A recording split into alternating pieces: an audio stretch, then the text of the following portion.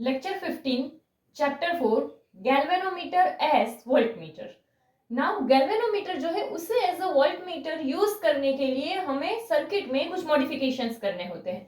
अभी वोल्टमीटर क्या करता है, तो वोल्टमीटर जो है वो वोल्टेज मेजर करने का काम करता है।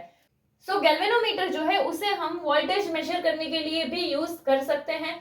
नाउ गैल्वेनोमीटर जो है उसे क्या करना होता है, तो कि उससे पैरेलल ज्वाइन करना होता है जो भी कंपोनेंट है कि जहां से तुम्हें पोटेंशियल डिफरेंस मेजर करना है, तो उस कंपोनेंट के पैरेलल में गैल्वेनोमीटर को ज्वाइन करना होता है। यानी कि यहाँ पे देखो, ये जैसे गैल्वेनोमीटर है एंड यहाँ पर अगर हमें कोई भी है कि जहां से पोटेंशियल डिफरेंस मेजर करना हो, चलो यहाँ से अगर हम पोटेंशियल डिफरेंस जो है वो मेजर करें, तो यहाँ पर ये दोनों किस में आ गए, पैरेलल में आ गए। तो यहाँ पर मेन पॉइंट क्या है, तो कि जहां पर भी आप पोटेंशियल डिफरेंस मेजर कर रहे हो उसके पैरेलल में गैल्वेनोमीटर जो है उसे कनेक्ट करना होता है। यही चीज हमने ए मीटर में देखी थी, बट ए मीटर में क्या था, तो वहां पर सीरीज में कनेक्ट करते थे गैल्वेनोमीटर को।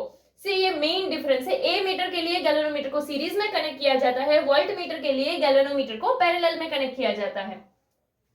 नाउ यहाँ पे होगा क्या, तो जैसे यहां से करंट आएगा तो गैल्वेनोमीटर का रेजिस्टेंस इसके रेजिस्टेंस के कंपेयर में कम होगा, इसीलिए मोस्ट ऑफ द करंट यहां से चला जाएगा एंड यहाँ पर बहुत ही ज्यादा निग्लिजिबल करंट जो है वो पास होगा। इसकी वजह से क्या होगा, ये तो इतना वर्क ही नहीं कर पाएगा, तो हम यहाँ पर पोटेंशियल मेजर कैसे करेंगे, तो इसीलिए हमें ऐसा करना होगा कि मोस्ट ऑफ द करंट यहां से पास हो, ना कि गैल्वेनोमीटर से। डन। तो यहाँ पर हमें क्या करना पड़ेगा, इसे जो ये वर्क करना बंद कर देगा। सी, अगर गैल्वेनोमीटर जो है उसका रेजिस्टेंस कम है, इसका रेजिस्टेंस ज्यादा है, तो करंट जो आएगा मोस्ट ऑफ द करंट यहाँ से पास हो जाएगा, यहाँ से बहुत कम करंट पास होगा, तो ये एक्चुअल वैल्यू जो है वो मेजर नहीं कर पाएगा, ओरिजिनल वैल्यू उसका चेंज हो जाएगा। तो इसीलिए यहाँ पर जो है हमें क्या करना पड़ेगा, तो यहाँ पर हमें सर्किट में कुछ मॉडिफाई करेंगे कि जिससे करके हमारा जो करंट है वो यहाँ से पास हो most of the current and यहाँ से बहुत ही ज्यादा नेग्लिजिबल करंट पास हो। नाउ इसके पहले वाले लेक्चर में मैंने बोला था कि करंट वहां से पास होता है जहां पर रेजिस्टेंस कम होता है, वहां से मेजॉरिटी करंट जो है वो पास होता है। सो यहाँ पर हम कैसे भी करके ऐसा करें कि गैल्वेनोमीटर जो है वहां पर रेजिस्टेंस बढ़ जाए। ना अगर रेजिस्टेंस बढ़ाना हो तो एक काम करते हैं, यहाँ पर सीरीज में एक रेजिस्टेंस लगा देते हैं। इससे क्या होगा, तो कि गैल्वेनोमीटर का तो रेजिस्टेंस है, साथ में इसका भी रेजिस्टेंस आ गया, तो उसका जो रेजिस्टेंस होगा वो बढ़ जाएगा। और यू कैन से जैसा कि सीरीज में जब भी हम रेजिस्टेंस को कनेक्ट करते हैं तो उसका रेजिस्टेंस बढ़ जाता है, जब हम पैरेलल में कनेक्ट करते हैं तो रेजिस्टेंस कम हो जाता है। तो यहाँ पर हम एक काम करते हैं, हमें गैल्वेनोमीटर में रेजिस्टेंस बढ़ाना है, तो यहाँ पर एक रेजिस्टेंस गैल्वेनोमीटर के साथ सीरीज में कनेक्ट कर देते हैं। सीरीज में कनेक्ट करने से क्या होगा, तो कि यहाँ का रेजिस्टेंस जो है वो बढ़ जाएगा एंड इसकी वजह से क्या होगा, तो कि यहाँ का रेजिस्टेंस, ये वाला जो रेजिस्टेंस है वो क्या हो जाएगा, कम हो जाएगा। तो इसीलिए जैसे यहाँ से करंट आया तो वो ये दो पार्ट में डिस्ट्रीब्यूट तो हो रहा होगा, बट यहाँ पर अब करंट कैसा जाएगा, कम जाएगा। मेजोरिटी करंट कहां से जाएगा, यहां से जाएगा। रीजन क्या है, तो कि हमने यहाँ पे रेजिस्टेंस बढ़ा दिया, जिसकी वजह से यहाँ रेजिस्टेंस कम होगा एंड रेजिस्टेंस कम होगा, वहां से करंट पास होगा। एक पॉइंट ये है कि गैल्वेनोमीटर के पास से जो करंट जा रहा है वो बहुत ही ज्यादा कम होना चाहिए, कि जिससे करके वो हमारा यहाँ पर जो ओरिजिनल वैल्यू है उसे डिस्टर्ब ना करे। एंड इसके लिए हम क्या करेंगे, तो कि एक रेजिस्टेंस हम कनेक्ट करते हैं गैल्वेनोमीटर के साथ, किस में, सीरीज में। तो यहाँ पर ये वही किया कि ये गैल्वेनोमीटर था, उससे सीरीज में यहाँ पर जो है ये हमने क्या किया, एक रेजिस्टेंस कनेक्ट कर दिया कि उसका रेजिस्टेंस बढ़ जाए। नाउ इससे क्या होगा, गैल्वेनोमीटर का जो रेजिस्टेंस आएगा ना, ये रेजिस्टेंस क्या हो जाएगा, तो कि एक तो गैल्वेनोमीटर का रेजिस्टेंस प्लस ये जो रेजिस्टेंस हमने ज्वाइन किया वो आर जी प्लस आर आ जाएगा एंड ये जो रेजिस्टेंस है वो बढ़ जाएगा। तो यहाँ पे ये दोनों सीरीज में है। सी, हमने जैसे ए मीटर में कैलकुलेशन देखा था वैसे ही इसमें भी हम देख सकते हैं कि जैसे देखो यहाँ पे पहले ये दोनों सीरीज में है एंड सीरीज वाले के लिए अगर हम इक्विवेलेंट रेजिस्टेंस फाइंड करें, तो इक्विवेलेंट रेजिस्टेंस क्या होता है, सारे रेजिस्टेंस जो प्रेजेंट होंगे उनके सम के हिसाब से होगा, तो हमने इन दोनों का प्लस कर दिया। उसके बाद ये दोनों किस में होंगे, पैरेलल में होंगे। तो पैरेलल के लिए अगर हमें रेजिस्टेंस फाइंड करना हो तो हम क्या करेंगे, तो कि 1/r इक्विवेलेंट, ये फॉर्मूला होता है कि 1/r equivalent equals to 1/r1 plus 1/r2, जैसे भी जितने रेजिस्टेंस हो सारे ऐड करेंगे। यहाँ पर ये जो है ये सीरीज में था, तो इन दोनों का हमने आर इक्विवेलेंट फाइंड कर लिया, वो क्या आया, तो कि आर जी प्लस आर, सीरीज का फॉर्मूला लगा के। नाउ ये दोनों रेजिस्टेंस ऐसे एक बन गए होंगे, ठीक है, कि इक्विवेलेंट फाइंड कर दिया, तो एक ये एंड एक ये। अभी ये दोनों किस में आ जाएंगे, पैरेलल में आ जाएंगे, लाइक ये दोनों जो है वो अभी पैरेलल में आ गए। तो यहाँ पर क्या हो जाएगा, तो कि एक तो 1/r जी प्लस आर हो जाएगा इसका रेजिस्टेंस, प्लस क्या होगा तो कि 1 अपॉन इसका रेजिस्टेंस, इसे हम सपोज ऐसे स्मॉल r बोल देते हैं, ठीक है, तो वो ऐसा आ जाएगा। तो यहाँ पे जो r इक्विवेलेंट आएगा, अभी एलसीएम लेना पड़ेगा, तो एलसीएम के लिए यहाँ पे हम ऊपर नीचे किससे, तो क्या r से मल्टीप्लाई कर दे, यहाँ पर ऊपर नीचे ये जो डिनोमिनेटर है उससे मल्टीप्लाई कर दे, तो यहाँ पर क्या आ जाएगा तो कि r upon R ji plus r, and यहाँ r प्लस यहाँ क्या आ जाएगा तो कि R ji plus R, and यहाँ पर r अपॉन आर जी plus R. Now denominator same होगा तो एक ही बार लिखेंगे, न्यूमरेटर का प्लस हो जाएगा, तो आर जी प्लस आर, यहाँ पर क्या आ जाएगा तो कि आर प्लस आर जी, ऐसा हो जाएगा। नाउ ये तो बट हमें क्या मिला होगा तो कि 1 अपॉन आर इक्विवेलेंट मिला।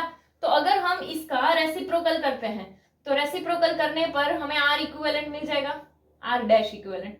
चलो तो यहाँ पे ये क्या हो जाएगा अभी, तो कि हम ऐसा बोल सकते हैं, ये हो जाएगा आर जी प्लस आर अपॉन में आर प्लस आर जी प्लस आर, ऐसा हो जाएगा।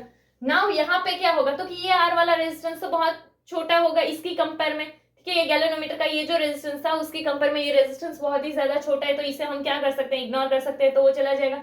तो ये दोनों जो है अभी क्या हो जाएंगे, कैंसिल हो जाएंगे। तो देखो जो फाइनल रेजिस्टेंस आएगा वो किसके इक्वल होगा, इसी के इक्वल होगा, एंड इसको तुम फॉर्मूला में वैल्यू में पुट कर सकते हो कि जैसे V equals to I R, and ये आर कौन सा होगा तो कि ये वाला होगा।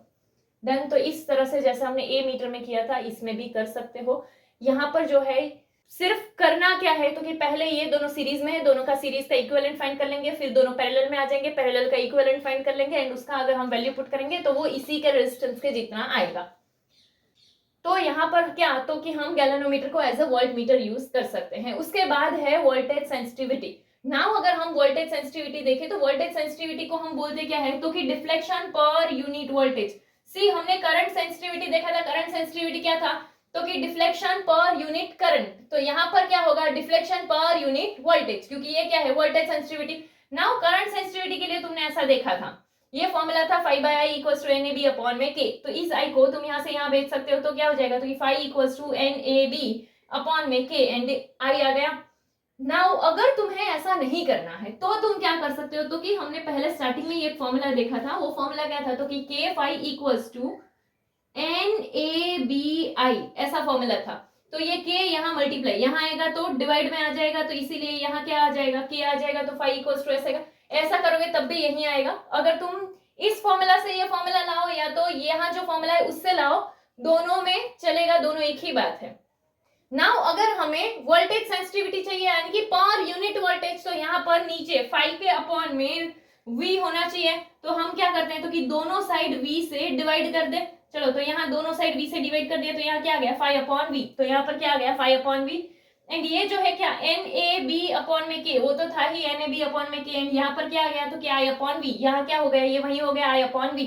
नाउ I अपॉन V का वैल्यू अगर हम फाइंड करें तो हमें इतना पता है कि V इक्वल्स टू क्या होता है तो कि I R होता है, ठीक है। तो हमें यहाँ पर क्या चाहिए नीचे I अपॉन V, नीचे V चाहिए, तो यहाँ पर इस V को यहाँ से यहाँ भेज देते हैं, तो यहाँ क्या होगा ये 1, एंड यहाँ पर I अपॉन में V, बट ये R यहाँ मल्टीप्लाई इक्वल टू के यहाँ भेजेंगे तो डिवाइड, तो यहाँ पर क्या आ गया R, तो देखो I upon V equals to क्या हो जाएगा 1 अपॉन R, तो यहाँ पर I अपॉन V की जगह हम क्या पुट कर देते हैं 1 अपॉन R। तो ये हमारा वोल्टेज सेंसिटिविटी के लिए फॉर्मूला होगा 5 by V equals to NAB upon में K एंड 1 by R। तो यहाँ पर ये क्या किया तो कि I अपॉन V की जगह पर हमने कौन सा वैल्यू पुट किया है 1 अपॉन R का वैल्यू पुट किया है। नेक्स्ट यहाँ पे एक स्टेटमेंट है कि करंट सेंसिटिविटी इंक्रीज करने से वोल्टेज सेंसिटिविटी इंक्रीज हो ये नेसेसरी नहीं है। नाउ ऐसा क्यों है वो अगर हम देखें तो करंट सेंसिटिविटी का फॉर्मूला तो हमने देखा है वो क्या है तो कि 5 upon I equals to NAB upon K, ऐसा देखा था। नाउ हमने एक चीज देखी थी कि अगर नंबर ऑफ टर्न्स इंक्रीज करते हैं तो उससे करंट सेंसिटिविटी जो है वो क्या इंक्रीज होती थी। तो यहाँ पर सपोज कि हम ऐसा करें कि जो नंबर ऑफ टर्न्स n है उसे डबल कर दे, यानी कि नंबर ऑफ टर्न्स को 2n कर दे, तो क्या होगा तो हमारा करंट सेंसिटिविटी जो है वो भी डबल हो जाता है। नाउ करंट सेंसिटिविटी डबल कैसे होगा तो देखो यहाँ पर हमारा करंट सेंसिटिविटी क्या था तो कि 5 अपॉन I इक्वल्स टू क्या है NAB अपॉन K। अभी अगर हम नंबर ऑफ टर्न्स को डबल करते हैं यानी कि ये n क्या हो जाएगा 2n हो जाएगा, तो यहाँ पर क्या आ जाएगा 2NAB अपॉन में K। नंबर ऑफ टर्न्स जब हम डबल कर देते हैं उस टाइम के करंट सेंसिटिविटी जो है उसे सपोज हम ऐसे डिनोट कर दे तो यहाँ पे क्या होगा, देखो ये एन ए बी अपॉन के वो क्या है, तो कि वो तो फाइव बाई आई ही है, तो यहाँ पे क्या आ जाएगा five upon I equals to 2, ये फाइव अपॉन आई हो जाएगा। यानी कि क्या हुआ, तो कि करंट सेंसिटिविटी डबल हो गया, ऐसा हम बोल सकते हैं। तो इसीलिए कि जब हम नंबर ऑफ टर्न्स डबल करते हैं उस टाइम पे करंट सेंसिटिविटी जो है वो भी क्या हो जाता है, डबल हो जाता है। बट यही चीज अगर हम वोल्टेज सेंसिटिविटी के लिए देखें तो सिर्फ हमने एक चीज देखी है, वो क्या है कि जैसे जैसे लेंथ इंक्रीज होता है वैसे रेजिस्टेंस जो है वो भी इंक्रीज होता है। लाइक कि लेंथ एंड रेजिस्टेंस ये दोनों जो है वो क्या था, तो कि ये दोनों डायरेक्टली प्रोपोर्शनल था, यानी कि अगर लेंथ बढ़ेगा तो रेजिस्टेंस बढ़ेगा। नाउ अगर हम वोल्टेज सेंसिटिविटी के टाइम पर नंबर ऑफ टर्न्स को डबल कर दे तो उस टाइम पे क्या होगा, तो उस टाइम पे रेजिस्टेंस भी डबल हो जाएगा। ठीक है, यानी क्या, तो कि अगर हमारे नंबर ऑफ टर्न्स जो है वो डबल हो जाए, यानी उस टाइम पे उसका जो रेजिस्टेंस है वो भी क्या हो चुका होगा, डबल हो चुका होगा। सो अगर हम वोल्टेज सेंसिटिविटी का फॉर्मूला देखें तो वोल्टेज सेंसिटिविटी का फॉर्मूला क्या था, तो कि five upon V equals to N A B upon K I upon V, ऐसा फॉर्मूला हमने देखा था। ये वही फॉर्मूला है वोल्टेज सेंसिटिविटी का कि five upon V equals to N A B upon K I upon we. And यहाँ आई अपॉन वी की जगह हम क्या करते थे, तो कि 1 अपॉन आर, तो ये हमारा वोल्टेज सेंसिटिविटी का फॉर्मूला है। अभी हम यहाँ क्या कर रहे हैं, नंबर ऑफ टर्न्स को डबल कर रहे हैं, तो जब हम नंबर ऑफ टर्न्स को डबल करेंगे तो एन की जगह क्या आ जाएगा, तो कि 2n, फिर यहाँ पर क्या आ गया ए बी अपॉन के। बट हमारा जो रेजिस्टेंस था वो भी क्या हो रहा था, डबल हो रहा था, तो यहाँ पर ये आर की जगह पर क्या हो जाएगा 2r। नाउ ये चला जाएगा तो यहाँ बचा क्या, तो कि एन ए बी अपॉन के एंड आर अपॉन में है, यानी कि ये तो वही वाला रहा फाइव अपॉन वी। तो इसीलिए जब हम नंबर ऑफ टर्न्स डबल करते हैं तो रेजिस्टेंस भी डबल हो जाता है, इसीलिए वोल्टेज सेंसिटिविटी में कोई भी चेंज नहीं आता है। सो ये वही स्टेटमेंट जो है उसका एक्सप्लेनेशन है कि अगर हमारा करंट सेंसिटिविटी इंक्रीज होता है तो उस टाइम पे वोल्टेज सेंसिटिविटी इंक्रीज होना नेसेसरी नहीं है।